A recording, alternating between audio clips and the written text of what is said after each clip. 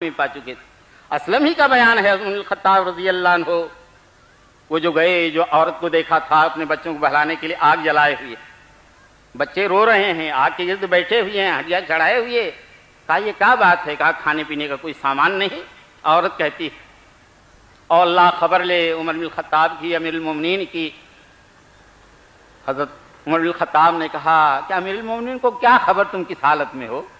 کہا ہمارے ولی ہیں، ہمارے ذمہ دار ہیں، اور ان کو خبر نہیں، انہوں نے ذمہ داری قبول کی ہے، اسی لیے گاندھی جی نے شاید کہا تھا تمہیں حکومت چلانے کا ڈھنگ سیکھنا ہے، تم عمر بن الخطاب بکر صدیق کی سیرت سے سیکھو۔ کہا ذمہ داری کیوں قبول کی ہے؟ وہ بدوی عورت جانتی ہے ووٹ کس کو دینا چاہیے، ووٹ کس کو دینا چاہیے وہ زیادہ جانتی ہے۔ وہ عربی کا مقولہ ہے سید القوم خادمہم، قوم کا سردار وہی ہوتا ہے جو قوم کا خادم ہوا کرتا ہے، سیادت رتبے ہی کا نام نہیں، وہ ذمہ داریوں کا بوجھ ہے۔ کہا انہوں نے قیادت قبول کی۔ بعض راتوں کا بیان، بکریاں چرواہے سے کہنے جاتی ہیں کہ مجھے پانی پلائیے، چرواہا خود انتظام کرتا ہے، وہ راعی ہے، اس وقت پانی پلانے کا وقت ہے، اس وقت چارے کا انتظام ہے، آرام کا وقت ہے۔ حضرت امیر المومنین کہتے ہیں، جلد اسلم کہتے ہیں کہ جلد عمر بن الخطاب پلٹے، یو ہر ویلو دوڑتے ہوئے آئے، گودام کھلوایا، سامان لیا، بوری تیار کر لی، اسلم سے کہا کہ میرے پشت پر لاد دو۔ امیر المومنین جنتی انسان جنہیں اللہ کے رسول نے اپنے حیات مبارکہ میں عمر فی الجنہ کہا چکے تھے، میرے کندھے پر اسلم کہتے ہیں آپ کے غلام، آقا میں اسی کام کے لیے تو ہوں، وہاں کی فکر ہے۔ اسلم یہ بتاؤ میدان محشر میں میرے گناہوں کا بوجھ تم اٹھا سکو گے؟ جنت کی بشارت کے باوجود وہاں کی فکر ہے، اس لیے اس رات سے اپنے پشت پر لدایا، قلی کی طرح ہر ویلو دوڑتے ہوئے گئے، ہانڈی کو صاف کیا، چولہا جلایا، اس میں کچھ ڈالا اور تیار کیا حریرے جیسی چیز، اور جب تیار ہو گیا تو ایک صحن منگا کر کے اس میں دیا۔ حضرت عمر بن الخطاب نے کہا انا ابسط ہوں، میں اسے پھیلاتا ہوں۔ ماؤں کو آپ نے دیکھا ہوگا، اگر آپ نے ماں کا زمانہ پایا ہوگا، آپ کو جلدی، آپ کے بھائی کو جلدی، آپ کے بیٹے کو جلدی، تو مائیں اس کو اس کی تیزی ختم کریں، حرارت کم کرنے کے لیے کہ کھانے کے لائق ہو جائے، اسے پھیلا دیتی ہیں کہ جلد اس کی گرمی تمازت ختم ہو جائے، کھانے کے لائق ہو جائے۔ ہم خطاب پھیلاتے تھے اور پھر اسلم وغیرہ یہ کھلاتے تھے۔ جب شکم سیر بچے ہو گئے، اسلم کہتے ہیں آپ پلٹے، ابھی بتایا نہیں میں کون ہوں، جب پلٹے تو تھوڑی دور آ کر کے بیٹھ گئے۔ اسلم نے کہا کہ رات زیادہ ہو چکی ہے، چلے آرام کریں۔ حضرت عمر الخطاب نے کہا، کچھ بولے نہیں، کچھ دیر بیٹھے رہے، بچے کھیلتے کھالتے رہے کچھ دیر تک، اس کے بعد سو گئے۔ تب کہا اسلم چلو، میں آیا تھا تو ان بچوں کو روتے ہوئے دیکھا تھا، میرا دل یہ نہیں چاہتا تھا ان کے کھانے کے انتظام کر کے ایسے چلا جاؤں، ان کو خوش دیکھنا چاہتا تھا، اب مجھے اطمینان ہو گیا، یہ آخرت کی تیاری کی فکر تھی۔ عمر الخطاب کو جو نیزہ لگا، اپنے بیٹے حضرت عبداللہ بن عمر سے کہا بیٹے جاؤ حضرت عائشہ ایک تو حساب لگاؤ میرے ذمے بیت المال کا کتنا قرض۔ بخاری کے روایت کے مطابق بضع ثمانون 83 سے لے کر 89,000 درہم کا قرض آپ کے ذمے۔ یہ وہ تھا جو آپ حج پر تشریف لے جاتے، گورنروں سے ملاقات کرتے، وہاں کے معاملات بھی معلوم کرتے تھے، لیکن سب اپنے کھاتے میں رکھا تھا۔ کہا بیٹے اس کے لیے انتظام یہ کرنا، میری جائیداد بیچ ڈالنا، اور ایک اہم کام یہ ہے جاؤ حضرت عائشہ صدیقہ رضی اللہ عنہا کے پاس میرا سلام کہو۔ بخاری شریف کی روایت، ولا تقل امیر المومنین، عمر بن الخطاب کہنا، امیر المومنین نہ کہنا، اب اصلاح نہیں، پھر پھٹکا، یہاں تو دنیا استعمال کرتی ہے سابق صدر جمہوریہ، یعنی اس پوسٹ سے ہٹ چکے ہیں تب بھی سابق صدر جمہوریہ چلا کرتا ہے۔ حضرت عمر بن الخطاب ابھی زندہ با حیات ہیں کہ امیر المومنین چنا نہیں گیا، لیکن اب اس کام کے کہتے ہیں بخاری کی روایت امیر المومنین نہ کہنا، یہ بخاری شریف کے الفاظ۔ اب میں لوگوں کے امیر المومنین نہیں رہ گیا، اب ذمہ داری نہیں سنبھال سکتا۔ عمر بن الخطاب کا سلام کہنا، اور کہنا وہ چاہتے ہیں اگر اجازت دیں تو ان کے حجر مبارک میں میں جب اللہ کو پیارا ہو جاؤں تو میری قبر بن جائے حضرت ابوبکر صدیق رضی اللہ عنہ کے بغل میں، یہ میری دلی چاہت ہے، ان کی اجازت۔ مسلمان تو کسی کی زمین پر قبر بھی بنانا نہیں گوارا کرتا، کہ جائے کہ اپنی عبادت گاہ کسی دوسری زمین پر بنا دے۔ مقصوبہ زمین پر مسجد بنانے میں نماز جائز نہیں، غصب شدہ زمین پر نماز جائز نہیں، مسلمان یہ نہیں کر سکتا۔ یہ دین رحمت آپ کی یہ کانفرنس ہے، خوش نصیب ہیں آپ نے کیا عنوان پسند کیا ہے، دین رحمت۔ حقیقت میں یہ دین رحمت ہے۔ ہمیں اور آپ کو دنیا کہتی ہے یہ ایسے ہیں ویسے ہیں، یہ تو ایسے کہتے ہیں، ان کے ہاں جہاد کی آیت ہے، کس کی آیت ہے؟ ان بھائیوں سے کہیے، آہوزاری سے کہیے، ذرا سورہ ممتحنہ کی آیت مبارکہ تو پڑھ لیجئے۔ لا ينهاكم الله عن الذين لم يقاتلوكم ولم يخرجوكم من ديارهم ان تبروهم وتقسطوا اليهم ان الله يحب المقسطين۔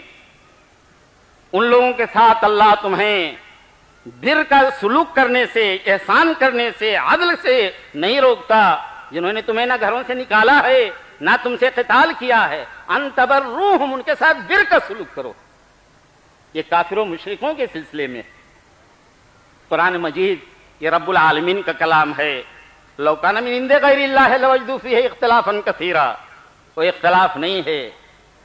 سورہ ممتحنہ کی آیت مبارکہ ہے، آپ کھول کر دیکھیے، اپنے وطنی بھائیوں کی دکھائیے، ہماری اسلام میں ہدایت کسی کے لیے۔ قرآن نے کہا ان جنحوا للسلم فاجنحوا لها، صلح پر کوئی لڑنے والا انسان آمادہ ہو جائے تم صلح کر لو۔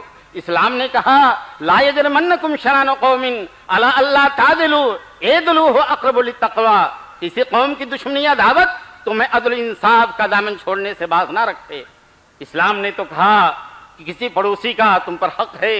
کون سا پڑوسی ہے؟ وہ مسلمان نہیں، جارہو، جس کا پڑوسی بھوکا سوئے اور آسودہ ہو کر کے رہے۔ اسلام یقین یہ دین رحمت ہے، رحمت للعالمین بنا کر کے اللہ کے رسول بھیجے گئے تھے۔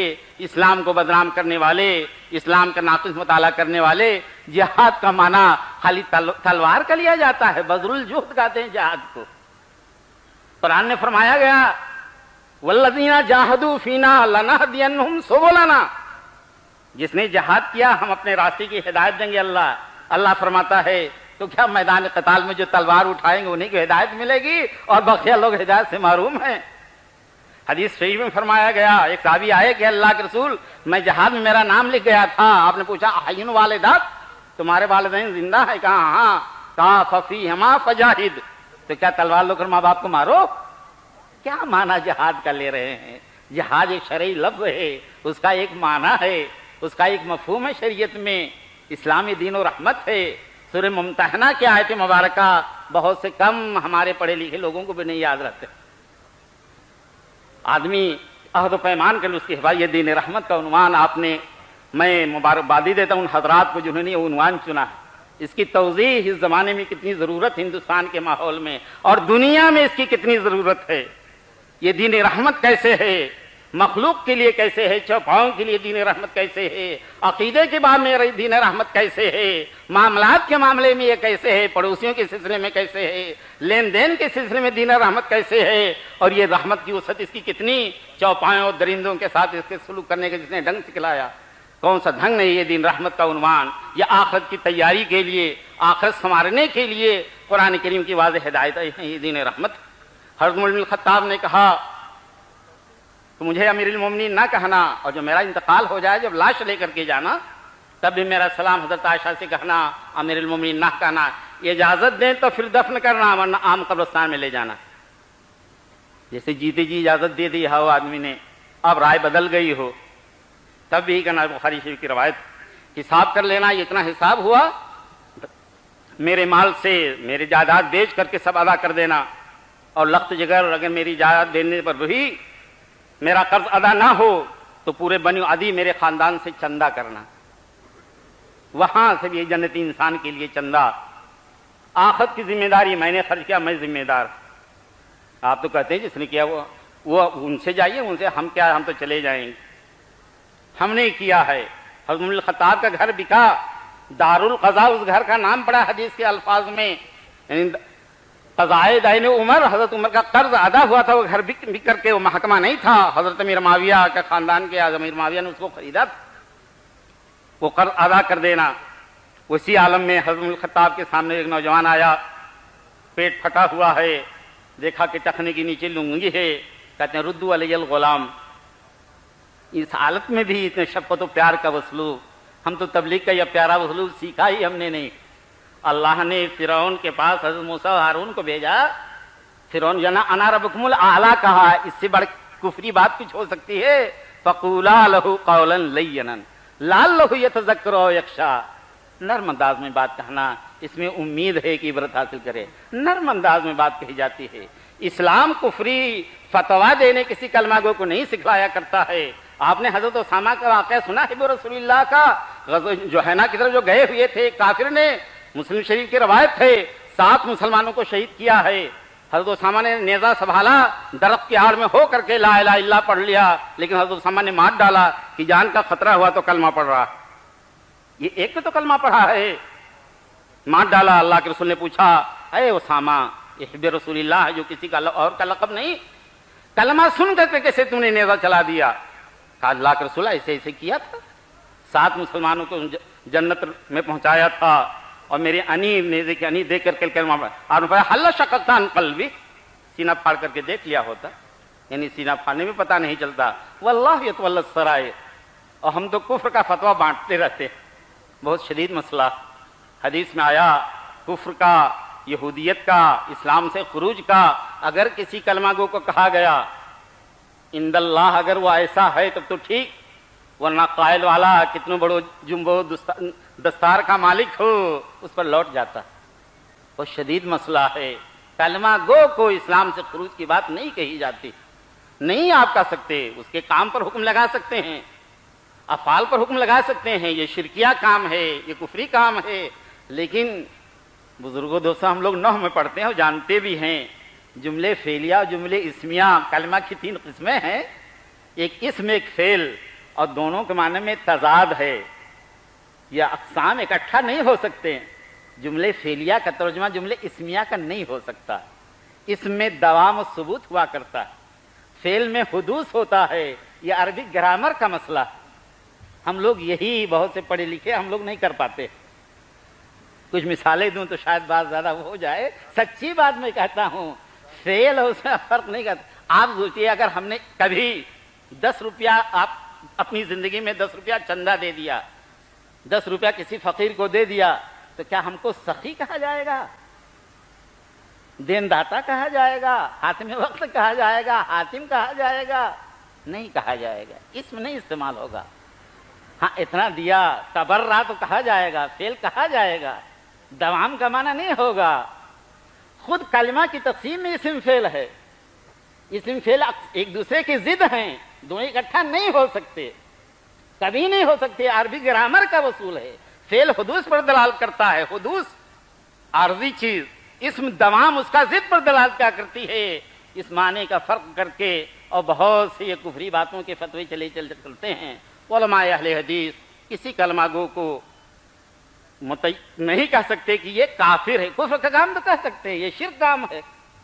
من صلی یرائی فقد اشرک، من سام یرائی فقد اشرک، ظاہر ہے فقد اشرک یہی تعبیر اور جگہ بھی استعمال ہوئی ہے، لیکن مشرک نہیں کہتے۔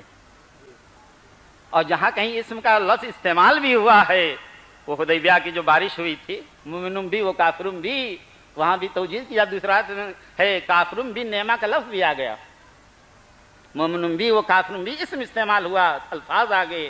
حدیث کی تعبیر میں ہمیں احتیاط کرنا چاہیے، کفری فتوے مسلمان نہیں بانٹا کرتے۔ حضرت اسامہ نے وہ نیزہ چلا دیا، حتیٰ بار بار کہتے رہے، صحیح مسلم کے الفاظ ہے وَكَيْفَ تَصْنَعُ بِلَا إِلَٰهَ إِلَّا اللَّهِ إِذَا جَاءَتْ يَوْمَ الْقِيَامَةِ، اسامہ میدان محشر میں لا الہ الا اللہ آئے گا، تمہارا جواب کیا ہوگا؟ بار بار کہتے رہے اسامہ حب رسول اللہ، تم کیا کرو گے، کیا کہو گے؟ حضرت اسامہ کہتے ہیں، زاد المعاد کی روایت سے میں نے تمنا کی کاش کس کام سے پہلے میں مسلمان نہ ہوا ہوتا، اب تک کفر کی میری زندگی وہ کی رہی ہوتی، اور کفری عالم میں ہو کر کے پھر ایمان قبول کیا ہوتا، معاف ہو جاتا یہ کام۔ اتنا غضبناک ہو گئے اللہ کے رسول صلی اللہ علیہ وسلم۔ صحابہ کرام سلف کا طریقہ اس میں بڑے احتیاط کا رہا ہے۔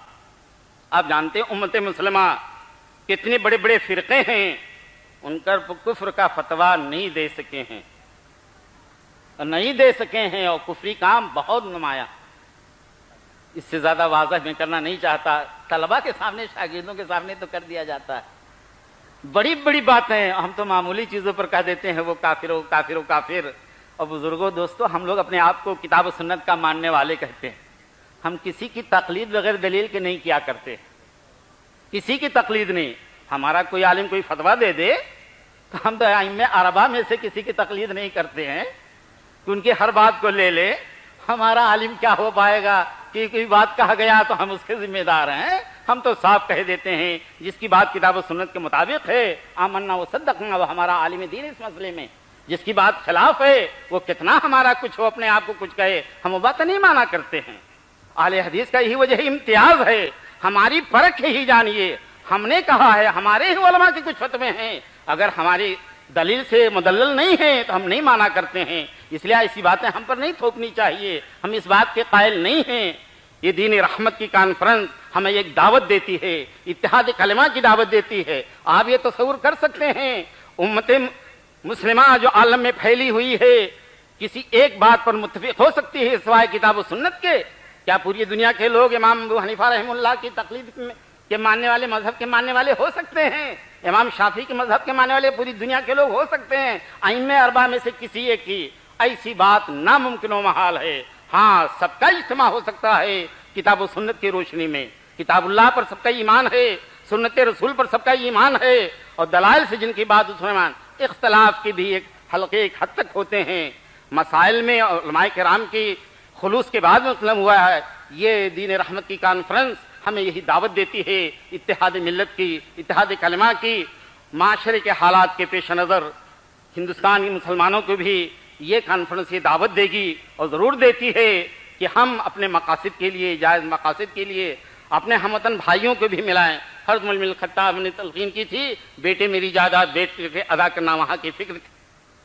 وہ عمر بن الخطاب رضی اللہ عنہ کا واقعہ، وہ جب گزرے وہ پانی ملانے والا واقعہ، بچی کی شادی نہیں ہوئی تھی. نوجوان دوستو، ابھی شادی نہیں ہوئی تھی. اماں نے لاکھ سمجھایا، کہا اماں جان، عمر بن الخطاب خلیفۃ المومنین کے سامنے تو ان کی اطاعت کریں اور پسے پشت ان کی مخالفت کریں، مجھ سے نہیں ہو سکتا. وہ نہیں دیکھتے تو رب العالمین دیکھا میں نہیں کرتے. ہزار سمجھایا. اماں ہم نے، وہ کیا جانتے تھے اس کا ثمرہ اللہ اسی دنیا میں مجھے دے گا اور جنتی انسان کی میں بہو بنا کر کے لے جائی جاؤں گی. غور سے اسلم سے کہا گھر دیکھ لو. صبح کو بلایا، معلوم ہے شادی شدہ نہیں ہے. اپنے بچوں کو بلایا اور کہا بتاؤ تم میں سے کون تیار شادی کرنے کے لیے؟ بلال رضی اللہ عنہ غالباً تھے، وہ تیار ہوئے. حضرت عمر نے یہاں کہا انہوں نے کہ میں جس عمر کو پہنچ چکا ہوں، لیسا بھی حرکا مجھے مطلب اس سلسلے میں کوئی رغبت نہیں ہے. اگر ایسی بات ہوتی، شادی کا جذبہ کچھ ہوتا تو میں تمہیں اس بچی سے شادی کرنے کو ترجیح نہیں دیتا، میں خود اپنی بیوی بنا کر کے رکھتا، پھر اپنی بہو بنایا. بزرگوں دوستو، آخرت کی تیاری یہ ہمارا عقیدہ ہے. وہی فکر رہے گی تو آخرت کی تیاری ہم کر سکتے ہیں. ہر نیک کام کرنا ہمارے لیے